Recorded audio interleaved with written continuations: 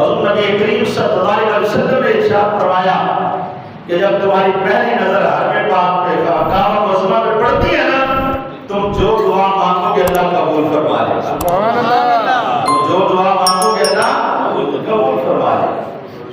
جب کعبہ معظمہ کی اتنی عظمت ہے تو اس کعبے کی وجہ سے اللہ نے باقی مساجد کو بھی عظمت عطا فرما رکھی ہے۔ اگر کعبہ معظمہ کو دیکھنا عبادت ہے تو اللہ کے باقی گھر روئے زمین پر جہاں پر بھی ہیں ان گھروں کی زیارت کرنا بھی عبادت ہے۔ اگر وہاں پر ٹھہرنا ثواب ہے پھر ان گھروں کے اندر بھی ٹھہرنا ثواب ہے۔ مسجد جہاں پر بھی ہے، جس مقام پر بھی ہے جہاں سجدہ کیا جاتا ہے وہاں پر جا کر آپ ٹھہر جاؤ، جتنی دیر ٹھہرو گے اعتکاف نیت کر لو گے اللہ آپ کے اعتکاف کا ثواب عطا فرماتا رہے گا۔ سبحان اللہ، سبحان اللہ۔ یہ مساجد کی برکت ہے، ہم آپ سے نہیں کرتے تو ہماری اپنی مرضی ہے، وگرنہ اگر کسی کو عربی میں آتی ہے تو کہہ لیں بھائی تو سنت رہے اعتکاف، اگر عربی میں نہیں آتی تو کہہ لیں میں نے سنت اعتکاف کی نیت کی، پنجابی سے کہہ لیں سنت اعتکاف کی نیت کی تھی۔ اللہ رب العزت کون سا نہیں سنتا، وہ عربی بھی سنتا ہے، اردو بھی سنتا ہے، پنجابی بھی سنتا ہے، وہ انگلش میں بھی سنتا ہے، جس زبان میں کہو گے اللہ رب العزت کی طرف سے ثواب جاری ہونا شروع ہو جائے گا۔ سبحان اللہ۔ جو اس کی طرف سے برکتیں یہ رحمتیں، تو اللہ رب العزت نے اپنے گھر کو امن کا گہوارہ بنایا، ہمارے لیے قیام کا بنایا، ہمیں یہاں پر ٹھہرنے کا حکم دیا گیا۔ حضور نبی کریم صلی اللہ علیہ وسلم ارشاد فرماتے ہیں کہ منافق جو ہے وہ مسجد کے اندر ایسے ہے کہ جس طرح مچھلی پانی سے باہر تڑپ رہی ہوتی ہے نا، منافق مسجد کے اندر آ کر بے چین ہوتا ہے۔ مچھلی پانی سے نکال دی جائے تو بے چین ہوتی ہے، منافق مسجد کے اندر آ جائے تو بے چین ہو جاتا ہے، مچھلی پانی میں آ جائے تو سکون میں آ جاتی ہے، تو بندہ مومن مسجد میں آ جائے تو وہ بھی سکون پا جاتا ہے، اور اس کے دل کو قرار مل جاتا ہے، ٹھہرو مل جاتا ہے، اطمینان قلب نصیب ہو جاتی ہے۔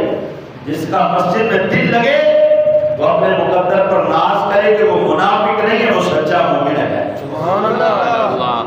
جس کا دل مسجد میں لگ جائے نا، اس حدیث کے تحت کہ جس کا اٹھ کے جانے کو دل نہ کرے، مجبوریاں کھینچ کر لے کر جا رہی ہیں، ضرورتیں باہر لے کر جا رہی ہیں، وگرنہ وہ بندہ کہے میرا دل کرتا ہے مسجد سے اٹھوں نا، صرف کہے نہیں اس کا دل یہ بات کہے تو وہ بندہ سوچ لے کہ حقیقت کے اندر یہ بندہ مومن ہے۔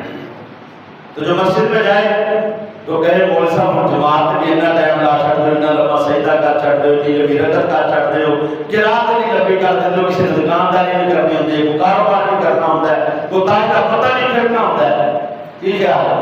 تو وہ بندہ اگر اپنے بارے فیصلہ کرنے سے حدیث دیتا ہے تو لباس نے حکم کیے، وہ غور و فکر کرے اس بات کے بارے میں۔ جو آقا صلی اللہ علیہ وسلم نے ارشاد فرمایا تو پھر وہ کیا ہے، وہ حکم کیا ہے کہ جب تم مسجد میں آ جاؤ سکون پا جاؤ تو یہ مومن ہونے کی نشانی ہے۔ اگر مسجد میں آ کر بے چین رہو تو پھر سمجھ لینا کہ تم ابھی پکے مومن نہیں بنے، ابھی کہیں پر کوئی خرابی ضرور ہے، لاپرواہی ضرور ہے۔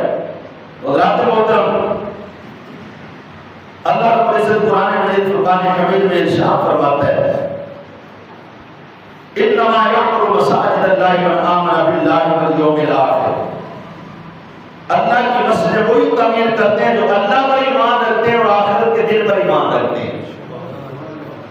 اس کے اندر مسجد کی تعمیر کا ذکر بھی بیان کر دیا، ہم نے بھی تازہ تعمیر کی ہے نا، تو جس نے حصہ ڈالا وہ اپنے مقدر پر ناز ہو کہ اس کے ایمان کی سند خالق کائنات جاری فرما رہا ہے، سبحان اللہ، کہ وہ مومن ہے کہ جو اللہ کے گھر کو تعمیر کرتا ہے، جو مسجدوں کو بناتا ہے، فرمایا مسجدوں کو وہی بنائے گا جو مومن ہوگا، جو اللہ پر یقین رکھتا ہوگا اور آخرت پر یقین رکھتا ہوگا، وقام الصلاۃ، اقام الصلاۃ، اور نماز قائم کرتا ہے، وآت الزکاۃ، زکات ادا کرتا ہے، ولم یخش الا اللہ، اور وہ کسی اور سے نہیں ڈرتا فقط اپنے رب کی ذات سے ڈرتا ہے، کسی اور کا خوف نہیں ہے اس کو، اگر ہے تو فقط اللہ کی ذات کا خوف ہے۔ تو فرمایا فعسیٰ اولئک ان یکونوا من المہتدین، فرمایا قریب ہے کہ خالق کائنات اس کو ہدایت والوں کے اندر شمار فرما دے گا۔ نے مسجد تعمیر کی، مسجد بنائی، اللہ پر ایمان رکھا، اللہ کو مانا، قیامت کے دن کو مانا، نمازیں پڑھی، زکات ادا کی، خالق کائنات اس بندے کے لیے یہ وعدہ فرما رہا ہے کہ میں اس کو ہدایت عطا فرما دوں گا۔ وہ بگڑا ہوا، وہ بے ہدایت ہوا، ہدایت سے دور ہو، تو گویا کہ مسجد کے اوپر خرچ کرنا، مسجد بنانا، یہ بھی انسان کے لیے ہدایت کا سبب بن جاتا ہے، سبحان اللہ، صراط مستقیم کا سبب بن جاتا ہے۔ لیکن ہم اس کو معمولی نہ سمجھیں کہ اگر ہم یہ عمل کرتے ہیں، نیکی کرتے ہیں، یہ معمولی نہیں ہے، اس لیے کہ خالق کائنات اس کو معمولی بیان نہیں فرما رہا ہے۔ لیکن بنائے مسجد، کون سی مسجد کی جس کی بنیاد تقوی پر ہو، پرہیزگاری پر ہو، منافقوں والی مسجد نہ بنائے جہاں سے فتنہ پھیلے، شر پھیلے، وہ مسجد نہیں ہے۔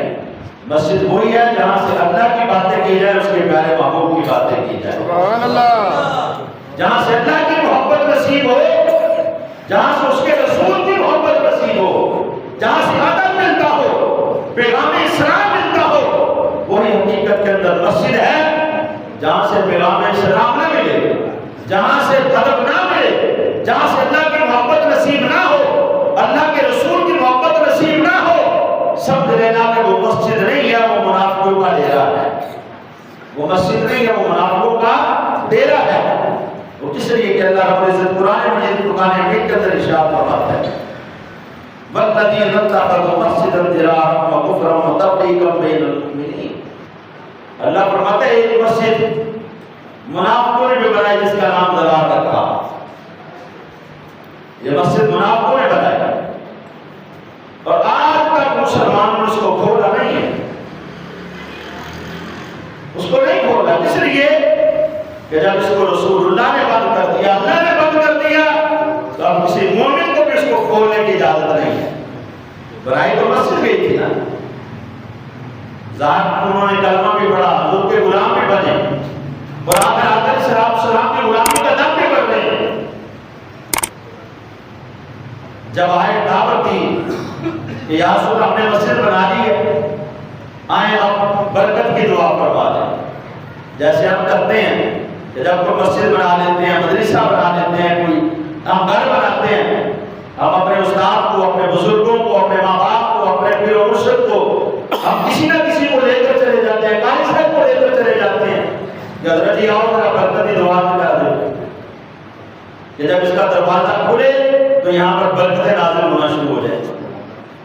لیکن جب یہ منافقوں نے مسجد بنائی تو ان کا ایک نظریہ تھا کہ ہم نے ظاہر کو کلمہ پڑھ لیا ہے، لوگ تو ہمیں مسلمان تصور کر رہے ہیں، ہم ظاہری طور پر نمازیں بھی پڑھیں گے، ذکر اذکار بھی کریں گے، ہم جب روزے بھی رکھیں گے، زکات بھی دیں گے، سارے معاملات کریں گے، لیکن اندرون خانہ جو ہماری سپورٹ ہے نا، ہماری حمایت ہے، جو کفار کے ساتھ ہوگی۔ اندر سے ہم جو ہے وہ باتیں جو معاملات ہیں نا، تو وہ کفار کا نہیں رکھیں گے، صرف ہم ظاہر اپنے معاملات کو اچھا رکھیں کہ اگر مسلمانوں کا پلڑا بھاری رہا تو ہم مسلمان ہیں، اگر کفار کا پلڑا بھاری ہو گیا تو کفر کے اندر واپس پلٹ جائیں۔ یہ منافقین کی طبیعت تھی، تو خالق کائنات سے تو کوئی بات چھپی ہوئی نہیں ہے نا۔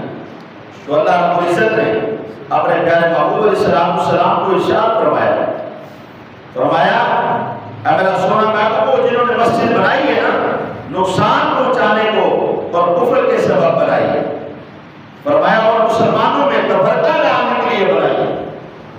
ان کی مسجد بنانے کی غرض کوئی اور نہیں ہے، وہ اسلام کو نقصان پہنچانا چاہتے ہیں، وہ کفر کا بول بالا کرنا چاہتے ہیں، اور سونا محبوب کو مسلمانوں کے اندر تفریق پیدا کرنا چاہتے ہیں۔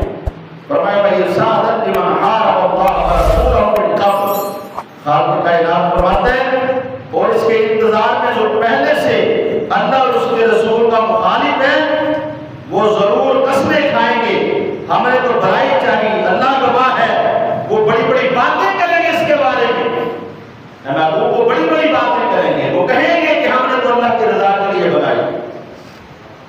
آج کے دور میں بھی لوگ منافقت کا آٹا بناتے ہیں، مسجد نہیں بناتے۔ بہت سے لوگ ایسے ہیں جو اسلام کے اوپر حملہ کر کے، اسلام کے اوپر حملہ کر کے، اسلام کے حدود پہ حملہ کر کے ظاہر یہ کر رہے ہوتے ہیں کہ ہم مسلمان ہیں، جیسا کہ آج کے دور میں بڑے سکالر آ رہے ہیں، انہوں نے اپنی اپنی اکیڈمیاں بنا رکھی ہیں، لوگ آتے ہیں آ کر سامنے بیٹھتے ہیں اور ان کی گفتگو سنتے ہیں، وہ کہتے ہیں اسلام کے اندر یہ بھی غلط ہے، یہ بھی غلط ہے، یہ بھی غلط ہے، فلاں بھی غلط ہے، فلاں بھی غلط ہے۔ وہ اسلام کو ہی ٹارگٹ کر رہے ہو، علماء کو ٹارگٹ کر رہے ہوتے ہیں۔ علماء محققین محدثین ان کی ذات کے اوپر اٹیک کر رہے ہوتے ہیں، اس لیے کہ ان کا مقصد اسلام پھیلانا نہیں بلکہ اسلام کو نقصان پھیلانا ہوتا ہے، نقصان پہنچانا ہوتا ہے، اور وہ اسلام کو نقصان پہنچاتے ہیں۔ تو اللہ رب العزت نے فرمایا ہم کو قسمیں اٹھائیں گے اس بارے میں کہ اللہ گواہ ہے کہ ہم نے اللہ کی رضا کے لیے مسجد بنائی۔ اللہ رب العزت فرماتا ہے نہیں اے محبوب، اس مسجد میں تم بھی کھڑے نہ ہونا، بے شک وہ مسجد وہ ہے کہ جس کی بنیاد تقوی پر رکھی گئی ہے، یہ مسجد نہیں ہے، اور میں آپ یہاں پر کھڑے بھی نہ ہونا کیونکہ اس کی بنیاد تقوی پر نہیں رکھی گئی، اس کی بنیاد منافقت پر رکھی گئی۔ جس مسجد کی بنیاد منافقت پر رکھی جائے وہ مسجد نہیں ہے۔ مسجد وہی ہے کہ جس کی بنیاد جو وہ تقوی پر رکھی ہے، اور تقوی کیا ہے؟ سب سے پہلے اللہ کی ذات کا پابند ہونا ضروری ہے، رسول اللہ صلی اللہ علیہ وسلم کی ذات کا پابند ہونا ضروری ہے، پھر صحابہ کرام علیہ رضوان اہل بیت اطہار کا پابند ہونا ضروری ہے۔ تقوی حقیقت کے اندر دل کی پرہیزگاری کا نام ہے۔ اعمال تو انسان کے ہیں نہیں، لیکن ان اعمال کی قبولیت اور ان کا تقوی اسی وقت نصیب ہوتا ہے کہ جب بندہ یہ اعمال ادب کے اندر رہ کر کرتا ہے۔ اگر ادب نہیں ہے، ماتھے پر محراب پڑ گئے، ساری رات سجدے کرتا رہے، اللہ رب العزت کو اس بندے کے کسی سجدے کی ضرورت نہیں ہے۔ تو خالق کائنات اسی لیے فرمایا محبوب یہ بڑی بڑی باتیں کریں گے لیکن آپ نے ان کی مسجد میں جانا نہیں ہے، فرمایا مسجد وہی ہے کہ جس کی بنیاد تقوی پر رکھی جائے، وہ اس قابل ہے کہ تم اس میں کھڑے ہو، یہاں پر نہیں کھڑے ہو۔ اگر اس کے بعد مسلمان مسجد میں آتے تو وہاں پر جائیں، وہاں پر جا کر کھڑے ہو، وہاں پر آپ کا جا کر کھڑے ہونا بھی برکت کا سبب ہوگا۔ تو حضور نبی کریم صلی اللہ علیہ وسلم کو اللہ رب العزت نے اس آیت مقدسہ کے اندر مخاطب کر کے ارشاد فرمایا، اور آگے اس سے اگلی آیت مقدسہ کے اندر کیا ہے؟ دوسرے مقام پر سورہ آل عمران میں اللہ فرماتا ہے ان اول بیت وضع للناس الذی ببکۃ مبارکا وہدی للعالمین۔ خالق کائنات ارشاد فرماتا ہے بے شک سب سے پہلا گھر جو اللہ کی عبادت کے لیے مقرر کیا گیا وہ مکہ ہے کہ جس کے اندر اللہ نے برکتیں رکھی ہیں۔ یہ ببکۃ مبارکا وہ مکہ ہے، برکت والا ہے، وہ منافقت کا اڈا نہیں ہے۔ وہ گھر جو اللہ نے تعمیر کروایا وہ کعبہ معظم ہے، تو فرمایا اس کے اندر اللہ رب العزت نے برکتیں رکھی ہیں، بے بکۃ مبارکہ، فرمایا یہ برکت والا ہے، وہدی للعالمین، اور یہ ہدایت کا مرکز ہے کن کے لیے؟ ان لوگوں کے لیے جو جہان والے اس کی طرف توجہ کر رہے ہیں۔ وہدی للعالمین، یہ جہان والوں کے لیے ہدایت ہے، اور میں تم میں سے اگر کوئی ہدایت پانا چاہتا ہو تو مسجد درار کا رخ نہ کرے بلکہ اس کا رخ جو ہے وہ کعبہ معظمہ کی طرف ہونا چاہیے۔ سبحان اللہ، مسجد درار کی طرف نہ جائے، وہ حرم پاک کی طرف جائے، یہاں پر ہدایت ہے جہان والوں کے لیے۔ وہدی للعالمین، روئے زمین کے کسی بھی خطے سے کوئی بھی آ جائے کعبہ معظمہ کے اندر اگر وہ ہدایت پانا چاہتا ہے تو ہدایت کا سرچشمہ یہی مسجد ہے، یہاں سے یہ ہدایت کا سلسلہ جاری ہوتا ہے۔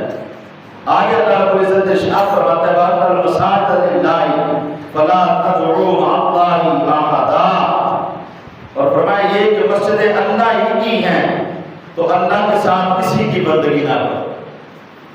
فرمایا یہ جو مسجدیں ہیں نا یہ کسی اور کی نہیں ہیں، یہ اللہ کی ہیں، یہ کسی کی ذاتی ملکیت نہیں ہے۔ اور آج بھی جو بھی مسجد ہوتی ہے وہاں پر کوئی بھی بندہ اس مسجد کے بارے میں اپنی ذاتی ملکیت شو نہیں کر سکتا کہ یہ میری مسجد ہے۔ تمہیں متولی لکھا جا سکتا ہے، خادم لکھا جا سکتا ہے، خطیب لکھا جا سکتا ہے، امام لکھا جا سکتا ہے، نمازی لکھا جا سکتا ہے، لیکن تمہیں کسی بھی مقام پر مسجد کا مالک نہیں لکھا جا سکتا۔ کوئی بھی اس مسجد کا مالک نہیں ہو سکتا۔ یہ اللہ کا گھر ہے، اس کا مالک کون ہے؟ اللہ۔ اس لیے یہاں پہ آؤ اللہ رب العزت کی بارگاہ کی طرف آؤ۔ آگے اللہ رب العزت ارشاد فرماتے ہیں وَأَقِیمُوا وُجُوهَکُمْ عِنْدَ كُلِّ مَسْجِدٍ وَادْعُوهُ مُخْلِصِینَ لَهُ الدِّینَ، فرمایا اپنے منہ سیدھے کرو، ہر نماز کے وقت اس کی عبادت کرو، خالص ہو کر اس کے بندے بن کر، مخلصین لہ الدین، خالصتا ستھرے ہو کر اس کے دین کے لیے آ جاؤ، اور اپنے سروں کو کسی اور کے سامنے نہیں بلکہ اپنے رب کے سامنے جھکا۔ سبحان اللہ۔ اپنا چہرہ کسی اور کی طرف نہیں، اپنا منہ کسی اور کی طرف نہیں، اپنا رخ کسی اور کی طرف نہیں، فقط اپنے رب کی ذات کی طرف کرو۔ لیکن آنا خالص ہوگی، مخلصین لہ الدین، اس کے دین کے لیے خالص ہو کر آنا ہے۔ اگر اخلاص نہیں ہے تو پھر کوئی فائدہ بھی نہیں۔ حضرات محترم، اللہ رب العزت نے یہ آیات مقدسہ کے اندر، آیات مقدسہ کے اندر خالق کائنات نے مساجد کی فضیلت ان کے مقام کو بیان فرمایا۔ اب ان مقامات کو جب ہم قرآن مجید قرآن حمید کی روشنی میں پڑھتے ہیں، ہمارا دل، ہمارا دماغ، ہماری روح تر و تازہ ہو جاتی ہے۔ یا خالق کائنات کا تیرا شکر ہے کہ تو نے ہمیں کسی اور کے گھر کے ساتھ نہیں بلکہ اپنے گھر کے ساتھ وابستہ فرما دیا ہے۔ ہمارا تعلق کسی اور گھر کے ساتھ نہیں بلکہ تیرے گھر کے ساتھ ہے۔ ہماری نسبت، ہماری محبت، ہماری عقیدت کسی اور گھر کے ساتھ نہیں بلکہ تیرے گھر کے ساتھ ہے۔ رات محترم، جب ہم اس عقیدت کو محبت کے ساتھ اس کی بات میں پلٹتے ہیں نا، تو وہ خالق کائنات ہو کر بھی ہمیں رحمت کی نگاہ سے دیکھتا ہے، پھر وہ ہمیں رحمت کی نگاہ سے دیکھتا ہے۔